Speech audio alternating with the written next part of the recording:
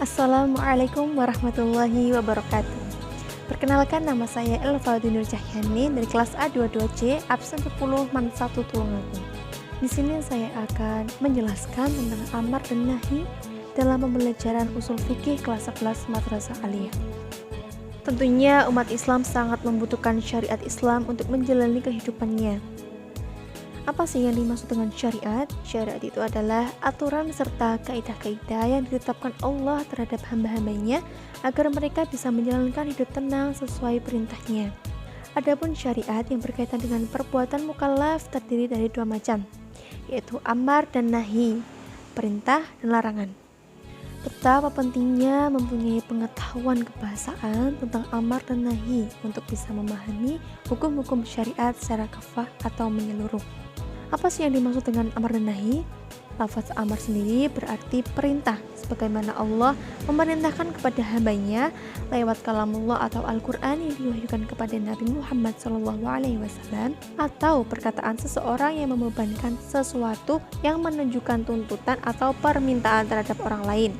Secara bahasa, nahi adalah larangan, dan secara istilah, nahi adalah larangan agar tidak melakukan suatu tindakan yang sifatnya mengikat dari yang lebih tinggi statusnya kepada yang di bawahnya. Misalnya seperti guru melarang muridnya, orang tua melarang anaknya, atau seperti larangan Allah kepada hambanya.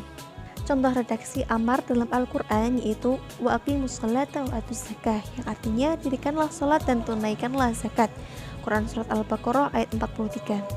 Selanjutnya contoh redaksi nahi dalam Al-Quran yaitu wala taqrabu malal yatimi ila billati hiya ahsan, yang artinya dan janganlah kamu mendekati harta anak yatim kecuali dengan cara yang lebih baik atau bermanfaat. Quran Surat Al-Isra ayat 34. Selanjutnya contoh redaksi amar dan nahi dalam kehidupan. Yang pertama yaitu redaksi amar. Kaidah-kaidah amar yaitu ketentuan-ketentuan yang dipakai para mujtahid dalam mengistinbatkan atau menggali hukum. Dibuatkan rumusan kaidah-kaidah amar oleh para ulama usul fikih dalam 5 bentuk, yaitu yang pertama, pengucapan lafaz amar atau kerjakan. Selain mengandung makna wajib atau tuntutan untuk mengerjakan, juga mengandung makna majaz, meliputi tahdid atau peringatan dan ibadah atau boleh. Sedangkan kaidah umum menurut jumhur ulama usul fikih dalam menafsirkan nas yaitu bahwa amar merupakan ijab atau wajib dan ilzam keharusan. Maknanya tidak berubah menjadi nadhab, sunnah, atau ibah, boleh, atau selainnya kecuali terdapat qarinah yang menyebabkan terjadinya perubahan arti. Yang kedua, amar setelah larangan menunjukkan kepada kebolehan.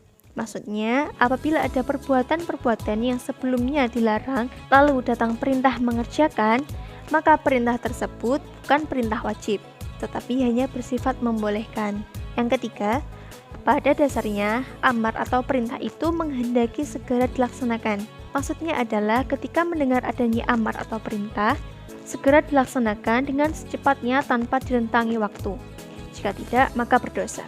Sebagai contoh dalam perintah melaksanakan sholat 5 waktu yang dibatasi pelaksanaannya dengan waktu tertentu. Perintah sholat itu dilaksanakan sesegera mungkin selama masih berada dalam waktunya. Yang keempat, perintah itu tidak menghendaki pengulangan. Perintah cukup sekali untuk selamanya. Hal itu karena tuntutan dalam bahasa Arab lazimnya cukup hanya sekali saja. Jika di situ terdapat qarinah yang menunjukkan perintah atau mengulangi, maka pengertiannya diambil dari qarinah, bukan dari bentuk amar itu sendiri. Contohnya ketika seseorang berkata, sholatlah atau pasalah. Yang kelima, perintah mengerjakan sesuatu berarti memerintahkan pula segala wasilahnya. Maksudnya, kaidah ini menjelaskan bahwa perbuatan yang diperintahkan itu tidak bisa terwujud tanpa disertai dengan sesuatu perbuatan lain yang dapat mewujudkan perbuatan yang diperintah itu. Misalnya, kewajiban melaksanakan sholat. Sholat tidak dapat dikerjakan tanpa bersuci atau wudhu terlebih dahulu. Oleh karena itu, perintah sholat berarti juga perintah bersuci. Nah, selanjutnya ada redaksi nahi. Kaidah-kaidah nahi yaitu ketentuan-ketentuan yang dipakai para mujtahid dalam mengistinbatkan atau menggali hukum. Yang dipakai para mujtahid dalam mengistinbatkan atau menggali hukum.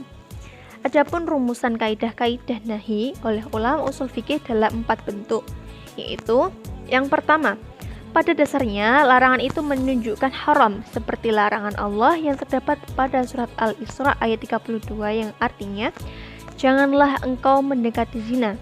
Jumhur ulama mengatakan bahwa hakikat nahi adalah at-tahrim, sedangkan selain makna tersebut maka sifatnya adalah majazi. Oleh sebab itu, menurut mereka ungkapan nahi menghendaki suatu perbuatan yang dilarang dan perbuatan itu mesti dihentikan. Yang kedua, larangan terhadap sesuatu berarti perintah akan kebalikannya, seperti janganlah engkau mempersekutukan Allah. Larangan mempersekutukan Allah adalah berarti di situ ada perintah untuk mentauhidkannya. Selanjutnya yang ketiga, larangan yang mutlak menghendaki pengulangan larangan dalam setiap waktu apabila ada larangan yang tidak dihubungkan dengan sesuatu seperti waktu atau sebab-sebab lain, maka larangan tersebut menghendaki meninggalkan larangan itu selamanya. Namun, jika larangan itu dihubungkan dengan waktu atau sebab-sebab lain, maka perintah larangan itu berlaku bila ada sebab seperti janganlah sholat sedangkan kamu dalam keadaan mabuk. Selanjutnya yang keempat, yaitu pada dasarnya larangan itu menghendaki menghindari dampak fasad atau yang merusak secara mutlak. Nah, yang terakhir dalam pembahasan ini adalah hikmah dari kaidah amar dan nahi, yaitu betapa pentingnya mempunyai pengetahuan tentang amar dan nahi ini, yang mana diharapkan mampu memahami hukum-hukum syariat secara kafah dan menyeluruh.